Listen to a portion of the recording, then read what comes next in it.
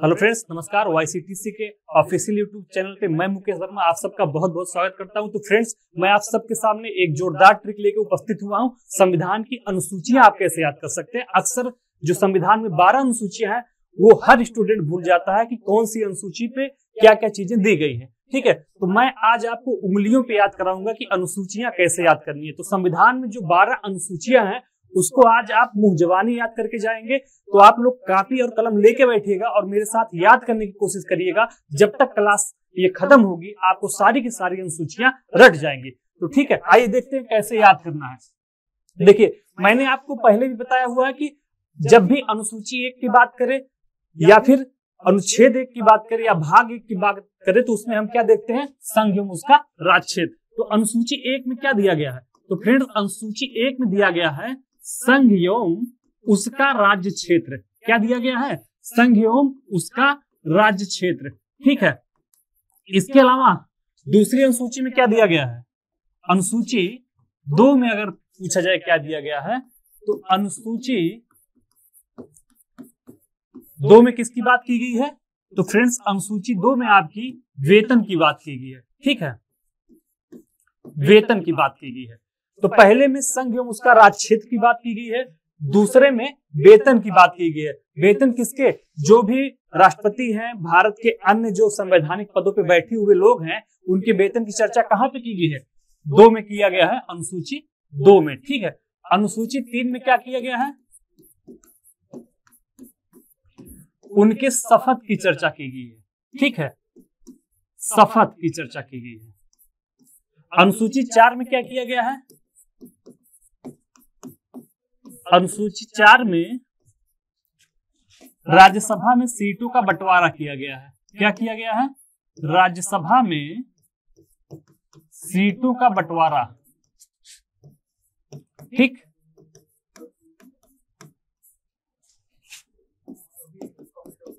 अनुसूची 5 में क्या किया गया है?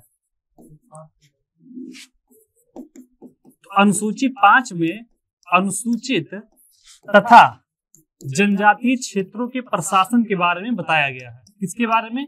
जनजातीय क्षेत्रों के प्रशासन के बारे में। ठीक है, क्षेत्रों के प्रशासन के बारे में कहां बताया गया है?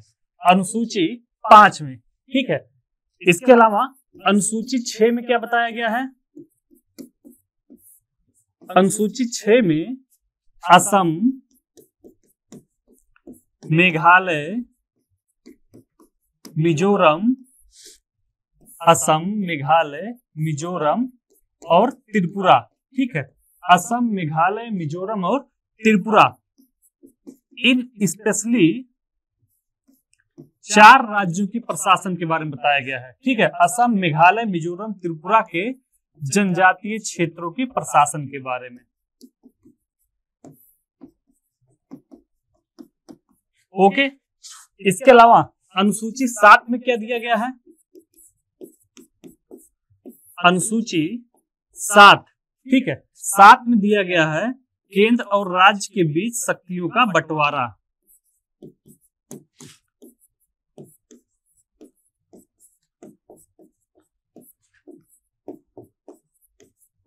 केंद्र व राज्य के बीच शक्तियों का बंटवारा। आप सब इसको लिखते हुए चलिएगा। ठीक है, देखिए 7 अनुसूचियां मैंने यहाँ पे लिख दिया है। पहली अनुसूची क्या दिया गया है?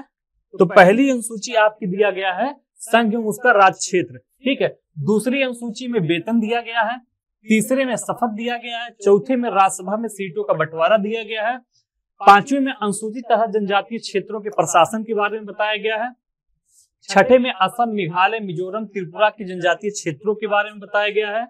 इसके अलावा 7 में केंद्र व राज्य के बीच शक्तियों का बंटवारा के बारे में बताया गया है। और अगर बात करेंगे हम अनुसूची 8 में क्या कहा गया है, तो फ्रेंड्स अनुसूची 8 में आपका भाषा के बारे में चर्चा की गई है। ठीक है, किसके बारे में?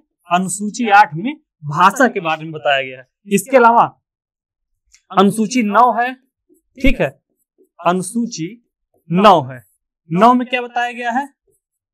इसमें इसको पहले संविधान संशोधन द्वारा शामिल किया गया था। ठीक है, पहले संविधान संशोधन 1951 के द्वारा इसको अपने संविधान में शामिल किया गया था। इसमें क्या रखे गए हैं, भूमि सुधार से संबंधित विषय रखे गए हैं। ठीक है, भूमि सुधार से संबंधित विषय, तो भूमि सुधार से संबंधित विषय कहाँ रखे गए हैं, 9 में रखे गए हैं, अनुसूची 9 में। ठीक है, 10 में क्या है, तो अनुसूची 10 में आपका है दल बदल। ठीक है, 10 में किसके बारे में चर्चा की गई है, दल बदल कानून के बारे में चर्चा की गई है। इसके अलावा अनुसूची 11 किससे संबंधित है, पंचायतों से संबंधित है। किससे संबंधित है, पंचायतों से। क्लियर है चीजें। इसके अलावा बात करेंगे कि 12 में क्या दिया गया है, तो 12 में आपकी नगर पालिका के बारे में चर्चा की गई है। ठीक है, 12 में किसके बारे में चर्चा की गई है, तो फ्रेंड्स 12 में नगर पालिका के प्रशासन के बारे में चर्चा की गई है। ठीक है, 12 में आपका हो गया नगर पालिका। ये तो हो गई चीजें जो कि हमको संविधान में पढ़नी रहती है कि अनुसूचियां कौन कौन सी हैं। तो आप सबको पता है कि भारतीय संविधान के प्रारंभ में कितनी अनुसूचियां दी गई थी, तो भारतीय संविधान के प्रारंभ में अनुसूचियों की जो संख्या थी वो देखिए कितनी थी, तो प्रारंभ में अनुसूचियों की संख्या कितनी थी, 8 थी। ठीक है, इसके बाद 8 के बाद जो 12 और शामिल किए गए हैं, जो 4 और शामिल किए गए हैं, तो उनको लेके कुल संख्या कितनी हो जाती है, 12 हो जाती है। अब इसमें देखिए ध्यान से, ये जो अनुसूची 9 है इसको पहले संविधान संशोधन 1951 के द्वारा शामिल किया गया, जिसमें ऐसे विषय रखे गए हैं कि जिसमें आप कोर्ट नहीं जा सकते, जिसमें न्यायालय पुनरावलोकन नहीं कर सकता है। तो भूमि सुधार से संबंधित विषय किसमें रखे गए हैं, 9 में। 10 में क्या है, दल बदल, इसको किस संशोधन द्वारा शामिल किया गया, तो 52वां संविधान संशोधन, 52वां संविधान संशोधन के द्वारा इसको शामिल किया गया था। ठीक है, 52वां संविधान संशोधन के द्वारा शामिल किया गया था। इसके अलावा पंचायतों को 73वें संविधान संशोधन के द्वारा शामिल किया गया, कब, 1992 में। और इसके अलावा नगर पालिका को कब शामिल किया गया, तो 74वें संविधान संशोधन द्वारा शामिल किया गया। तो ये तो हो गई चीजें जो कि हमारे संविधान में दिया गया है, और इसको आप कहीं से भी पढ़ सकते हैं। हर किताब में आपको अनुसूची के बारे में मिल जाएगा कि 12 अनुसूचियां हैं और जो जो विषय उसमें दिए गए हैं वो सारी चीजों का प्रावधान उसमें किया गया है। लेकिन दिक्कत यह है कि ये चीजें याद नहीं होती है। तो आज हम देखेंगे कि इनको हम लोग याद कैसे कर सकते हैं ताकि ये कभी ना भूले। अब आप एज्यूम करिए कि आप किसी कंपनी में काम करने जाते हैं, भारत को आप एक कंपनी मान लीजिए, तो पहले आप कहां जाएंगे, पहले आप जाएंगे उस कंपनी में काम करने के लिए। कोई भी कार्यस्थल हो सकता है, वो कोई कोचिंग हो सकती है, वो कोई कंपनी हो सकती है जहां आप काम करने के लिए जाएंगे। तो सबसे पहले कंपनी का होना जरूरी है, मतलब कि देश का होना जरूरी है। तो देश की कंपैरिजन हम कर रहे हैं एक कंपनी के साथ। तो पहले आप कंपनी में जाएंगे तो वहां पे तुरंत आप काम करने की शपथ तो लेंगे नहीं, पहले वहां पे आप अपने वेतन के बारे में बातचीत करेंगे। ठीक है, आपका इंटरव्यू होगा कि आप, इसके बाद सैलरी आपकी तय होगी कि हाँ आपको इतना वेतन मिलेगा। ठीक है, तो वहां पे पहुंचते ही कंपनी में पहले आप वेतन की बात करेंगे, पहले शपथ ले लेंगे कि आप वहां काम करेंगे। तो पहले आप वहां पे सारी चीजें क्लियर करेंगे, मतलब सबसे पहले आप क्या करेंगे, वेतन की बात करेंगे कि वेतन कितना हमको मिलेगा। ठीक है, उसके बाद आप उस कंपनी में साइन करेंगे कि हाँ मैं यहाँ पे काम करूंगा। तो पहले वेतन और उसके बाद शपथ हो जाएगा। ठीक है, समझ में आ रही चीजें। तो पहले अगर आप किसी कंपनी में काम करने जाएंगे तो अनुसूची 1 में कोई कंपनी होगी, मतलब संघ और उसका राज्य क्षेत्र हो गया। दूसरा, जब कंपनी में जाएंगे तो सबसे पहले आप वेतन के बारे में पूछेंगे। जब वेतन क्लियर हो जाएगा तब अनुसूची 3 के अंतर्गत आप वहां पे शपथ लेंगे। तो पहले वेतन और उसके बाद शपथ हो जाएगा। ठीक है, इसके बाद अनुसूची 4 को कैसे याद करेंगे, अनुसूची 4 राज्यसभा में सीटों का बंटवारा। तो उसके बाद आपका केबिन आवंटित कर दिया जाएगा। ठीक है, कि कहां पे आपको बैठना है। ठीक है, आपको आपकी चेयर मिल जाएगी। तो राज्यसभा में सीटों का बंटवारा मतलब आपकी सीट तय कर दी जाएगी कि आपको बैठना कहां पे। तो पहले आप किसी कंपनी में जाएंगे, मतलब अनुसूची 1, फिर वहां पे आप पहले वेतन की बात करेंगे, अनुसूची 2, वेतन के बाद शपथ लेंगे कि अब मैं यहाँ पे काम करूंगा। ठीक है, पहले शपथ नहीं ले लेंगे, इसके बाद वेतन। तो पहले वेतन फिर शपथ। जब आप शपथ ले लेंगे कि अब मैं वहां काम करूंगा, मतलब आप सिग्नेचर कर देंगे, इसके बाद आपकी केबिन आवंटित कर दी जाएगी, आपकी सीट बता दी जाएगी कि आपको कहां पे बैठना है। तो राज्यसभा में सीटों का बंटवारा हो गया अनुसूची 4 के अंतर्गत। इसके बाद देखिए अनुसूची 5 में कह रहा है कि अनुसूचित तथा जनजातीय क्षेत्रों के प्रशासन के बारे में। फिर अब आपके कार्य क्षेत्र क्या है, आप कहां पे प्रशासन करेंगे, उसके बारे में कहां पे बताया जाएगा, अनुसूची 5 में बता दिया गया। ठीक है, तो उस कंपनी में जाने के बाद आपका प्रशासन क्षेत्र क्या होगा वो कहां पे चर्चा कर दी गई, अनुसूची 5 में। अब अनुसूची 6 में कुछ कठिन काम दिए गए, जैसे असम, मेघालय, मिजोरम और त्रिपुरा। इसको आप याद करिएगा, ये पूछा जाता है असम, मेघालय, मिजोरम और त्रिपुरा। तो फ्रेंड्स, असम हो गया, मेघालय हो गया, मिजोरम हो गया और त्रिपुरा हो गया। इन 4 विशेष जनजाति क्षेत्रों के प्रशासन के बारे में कहां पे बताया गया है, अनुसूची 6 में। तो अब ट्रिक के द्वारा देखते हैं।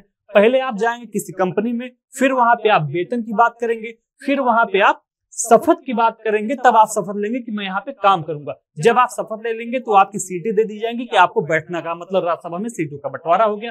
फिर वहां पे अनुसूचित जनजाति क्षेत्रों के प्रशासन के बारे में फिर आपका कार्यक्षेत्र बताया जाएगा कि आपका प्रशासन किस पे करना है, आपको काम क्या करना है। इसके बाद कुछ विशेष जो वहां पे इंपॉर्टेंट काम है उनके बारे में चर्चा की गई अनुसूची 6 में, मतलब असम, मेघालय, मिजोरम और त्रिपुरा के बारे में।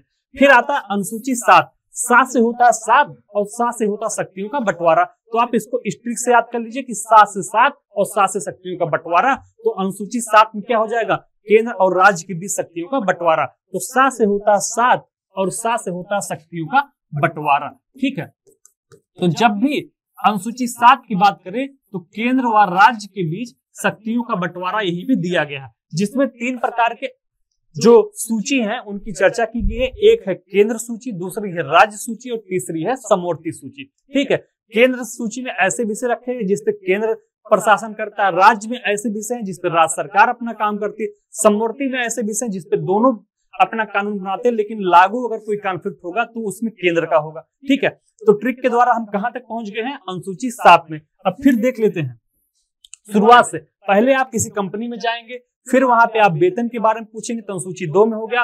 फिर वेतन के बाद शपथ लेंगे कि अब मैं यहाँ काम करूंगा तो अनुसूची 3 हो गया। फिर आपको आपकी सीट दे दी जाएगी, कहाँ बैठना वो हो गया अनुसूची 4, मतलब राज्यसभा में सीटों का बंटवारा हो गया। इसके बाद आपको किस क्षेत्र में काम करना वो बता दिया जाएगा। तो अनुसूचित जनजाति क्षेत्रों के बारे में कुछ स्पेशल प्रोविजन कर दिए जाएंगे कि आपको स्पेशली कौन सा काम देखना है, तो उसको कहते हैं असम, मेघालय, मिजोरम और त्रिपुरा। ठीक है, तो अनुसूची 6 में क्या हो गया, असम, मेघालय, मिजोरम और त्रिपुरा। फिर 7 से होता है 7 और 7 से होता है शक्तियों का बंटवारा। तो अनुसूची 7 में क्या हो जाएगा, शक्तियों का बंटवारा। इसके अलावा अनुसूची 8 में क्या हो जाएगी, भाषा। ठीक है, अनुसूची 8 में क्या हो जाएगी, भाषा। फिर आपको बताया जाएगा कि आपको किस भाषा में काम करना है। तो देखिए यहां तक हो गया। फिर 7 में शक्तियों का बंटवारा, मतलब आपको आपका काम दे दिया कंपनी में कि अब जाइए आप यहाँ पे बैठ के काम करिए। ठीक है, 8 में हो गया भाषा कि आपको किस भाषा में काम करना है, इंग्लिश में काम करना है कि हिंदी में काम करना है कंपनी में। तो उस प्रकार से याद कर लीजिए कि अनुसूची 8 में भाषा के बारे में दिया गया। प्रारंभ में कितनी भाषाएं थी, 14। वर्तमान में कितनी भाषाएं हैं, 12। ठीक है, तो भारत में पहले 14 थी जब संविधान बना था। इसके बाद लास्ट में 91वां संविधान संशोधन किया गया है और 4 भाषाएं और जोड़ी गई। इस समय कितनी भाषाएं हो जाएंगी, 22 भाषाएं हो जाएंगी। देखिए अनुसूची 9 को कैसे याद करेंगे, देखिए एन फॉर क्या होता है, 9। ठीक है, एन से होता 9 और एन से होता है क्या, नो अमेंडमेंट। ठीक है, नो अमेंडमेंट मतलब जिसमें संशोधन ना किया जाए उसको कहते हैं नो अमेंडमेंट। तो 9 से होता है, एन से होता 9 मतलब अनुसूची 9 और एन से होता नो अमेंडमेंट मतलब कि जिसमें संशोधन नहीं किया जाए। तो इसको पहले संविधान संशोधन अधिनियम 1951 के द्वारा शामिल किया गया था। इसमें भूमि सुधार से संबंधित विषय रखे गए हैं जिसपे सुप्रीम कोर्ट भी सुनवाई नहीं कर सकती। लेकिन 2006 में सुप्रीम कोर्ट का एक डिसीजन आता है कि 1976 के बाद जो भी कानून बने हैं उनका न्यायिक पुनरावलोकन हो सकता है। ठीक है, तो 2006 में सुप्रीम कोर्ट का एक वर्डिक्ट में अपना निर्णय सुनाता है कि 2006 में ये वर्डिक्ट हुआ था, तो उस पर अपना निर्णय दिया था कि 1976 के बाद जो भी कानून बनाए गए हैं सुप्रीम कोर्ट उसको रिव्यू कर सकती है। क्लियर हो गई चीजें। तो एन से होता 9 और एन से होता नो अमेंडमेंट। तो अनुसूची 9 में ऐसे विषय रखे गए हैं जिसमें कोई संशोधन नहीं हो सकता। इसी ट्रिक से आप याद करेंगे। फिर देखिए दा से होता 10। अनुसूची 10 को कैसे याद करेंगे, दा से होता 10 और दा से होता दल बदल। ठीक है, तो अनुसूची 10 को याद करने का तरीका क्या हो गया, दा से 10, दा से दल बदल। तो अनुसूची 10 में किसको रखा गया, दल बदल को। उसी तरीके से हमने याद कराया था अनुसूची 7 को, 7 से 7 और 7 से शक्तियों का बंटवारा। तो अनुसूची 7 याद हो गया कि 7 से 7, 7 से शक्तियों का बंटवारा मतलब केंद्र और राज्य के बीच शक्तियों का बंटवारा हो गया। ठीक है, एन से 9 और एन से नो अमेंडमेंट मतलब अनुसूची 9 में ऐसे विषय रखे गए हैं जिसमें संशोधन नहीं किया सकता, भूमि सुधार से संबंधित विषय। दा से 10 और दा से दल बदल, मतलब अनुसूची 10 में दल बदल से संबंधित कानून रखा गया। इसको कब शामिल किया गया? तो 52वां संविधान संशोधन के द्वारा इसको भारतीय संविधान में शामिल किया गया। अब देखिए संशोधन कैसे याद करेंगे, तो 10 से 10 होता है 5 दुनाई 10, 5 दुनाई 10, तो जो 10 है अनुसूची 10 उसको 52वें संविधान संशोधन द्वारा शामिल किया गया, 5 दुनाई 10, 10 से 10, 10 से दल बदल। क्लियर हो गई चीजें। फिर लास्ट में है अनुसूची 11। तो अनुसूची 11 कैसे है? अनुसूची 11 में पंचायतों के बारे में दिया गया है। कब शामिल किया गया? तो 73वां संविधान संशोधन 1992 के द्वारा इसको हमारे संविधान में शामिल किया गया, पंचायतों को। ठीक है, पंचायतों को 73वें संविधान संशोधन 1992 के द्वारा शामिल किया गया, जिसमें प्रशासन करने के लिए 29 विषय रखे गए हैं। कितने विषय रखे गए हैं? 29 विषय पंचायतों को दिए गए हैं जिसपे वो प्रशासन करेगा। इसके अलावा 74वां संविधान संशोधन द्वारा अनुसूची 12 जोड़ी गई। ठीक है, तो 11 में पंचायत और 12 में हो गया नगर पालिका। 11 में आपकी होगी पंचायत और 12 में होगी आपकी नगर पालिका। तो नगर पालिका को कितने विषय पर शासन करने के लिए दिया गया है? नगर पालिका को दिए गए हैं आपके 18 विषय। कितने विषय दिए गए हैं? 18 विषय दिए गए हैं। तो देखिए फिर से अब एक बार दोबारा हम लोग लास्ट में ट्रिक से देखते हैं, सारी चीजें एक बार क्लियर करते हैं। देखिए अनुसूची 1 में क्या दिया जाएगा? कंपनी। याद करने का तरीका, तो मतलब अनुसूची 1 संघ एवं उसका राज्य क्षेत्र, तो भारत को एक कंपनी एज्यूम कर लिए कि भारत एक कंपनी है। ठीक है, फिर उस कंपनी में जब आप जाएंगे तो पहले वेतन की बात करेंगे कि पहले आप वहां पे कहेंगे कि हम काम करेंगे, पहले वहां पे सारी चीजें क्लियर करेंगे, पहले वेतन कितना मिलेगा। तो अनुसूची 2 में वेतन हो गया। फिर अनुसूची 3 में क्या हो जाएगा? शपथ, मतलब आप वहां पे काम करने के लिए अपनी सहमति दे देंगे, तो इसको कहते हैं शपथ लेना। ठीक है, फिर 4 में क्या है? राज्यसभा में सीटों का बंटवारा, मतलब उस कंपनी में आपका सीट आवंटित कर दिया जाएगा कि आपको कहाँ बैठना है। फिर वहां पे आपको किन चीजों पे काम करना है, कहाँ पे प्रशासन करना, क्या आपके हाथ में होगा वो बता दिया जाएगा, मतलब अनुसूचित जाति क्षेत्रों के बारे में। फिर उस कंपनी में 4 इंपॉर्टेंट काम जो है असम, मेघालय, मिजोरम, त्रिपुरा, उनको बताया जाएगा आपसे कि अनुसूची 6 में दिया गया असम, मेघालय, मिजोरम, त्रिपुरा। फिर 7 से क्या होता है? 7 और 7 से होता है शक्तियों का बंटवारा। तो केंद्र व राज्य के बीच में शक्तियों का बंटवारा कहाँ किया गया? अनुसूची 7 में। 7 से 7 से शक्तियों का बंटवारा। 8 में क्या दिया गया है? भाषा के बारे में। ठीक है, 8 में क्या दिया गया? भाषा के बारे में, इसको याद कर लिए। 8 में भाषा दिया गया। प्रारंभ में 14 भाषाएं थी, वर्तमान में 22 भाषाएं हैं। इसके अलावा अनुसूची 9 की बात करें तो यन से होता 9 और यन से होता नो अमेंडमेंट, मतलब कि इसमें ऐसे विषय रखे जाते हैं अनुसूची 9 में जिसपे संशोधन नहीं हो सकता है, जिसमें भूमि सुधार से संबंधित विषय शामिल किए गए हैं। ठीक है, फिर दा से होता है 10 और दा से होता है दल बदल। तो अनुसूची 10 में दल बदल के बारे में प्रोविजन किया गया। 5 दुनाई कितना होता है? 10, तो 52वां संविधान संशोधन हो गया। 5 दुनाई 10, मतलब 52वां संविधान संशोधन द्वारा अनुसूची 10 को भारतीय संविधान में जोड़ा गया। तो दा से होता 10 और दा से होता दल बदल। क्लियर। 11 में हो गई पंचायत और 12 में हो गई नगर पालिका। तो 73वां संविधान संशोधन 1992 के द्वारा पंचायतों को भारतीय संविधान में शामिल किया गया अनुसूची 11 के माध्यम से, और अनुसूची 12 के माध्यम से नगर पालिका को 74वें संविधान संशोधन 1992 के द्वारा शामिल किया गया। पंचायतों को विषय कितने विषय दिए गए हैं? 29 विषय दिए गए हैं। और नगर पालिका को कितने विषय दिए गए हैं? तो 18 विषय दिए गए। तो फ्रेंड 12 की 12 अनुसूचियां आपको रट गई होंगी। ठीक है, 12 की 12 अनुसूचियां आपको रट गई होंगी। एक बार फिर से मेरे साथ सभी स्टूडेंट दोहराएंगे। अनुसूची 1 में क्या रहेगा? अनुसूची 1 में संघ एवं उसका राज्य क्षेत्र। अनुसूची 2 में क्या रहेगा? पहले वेतन फिर शपथ। तो पहले वेतन फिर शपथ। कंपनी में आप गए तो पहले वेतन के बारे में बात करेंगे, फिर शपथ के बारे में। तो अनुसूची 1 में कंपनी समझ लीजिए हो गई, अनुसूची 2 में वेतन हो गया, फिर वहां पे काम करने का शपथ लेंगे 3 में, फिर 4 के अंतर्गत आपकी सीट आवंटित कर दी गई कहां पे आप बैठेंगे, 5 के अंतर्गत प्रशासन के बारे में बता दिया गया, 6 के अंतर्गत विशेष प्रशासन असम, मेघालय, मिजोरम, त्रिपुरा के बारे में बता दिया गया, 7 से 7 होता है और 7 से शक्तियों का बंटवारा होता है, तो केंद्र राज्य के बीच शक्तियों का बंटवारा हो गया। 8 में भाषा हो गई, यन से 9 होता है और यन से नॉन अमेंडमेंट होता है। तो अनुसूची 9 में ऐसे विषय रखे गए हैं जिसमें संशोधन नहीं हो सकता है। दा से 10 होता है और दा से दल बदल होता है। तो अनुसूची 10 में दल बदल के बारे में कानून बनाया गया है।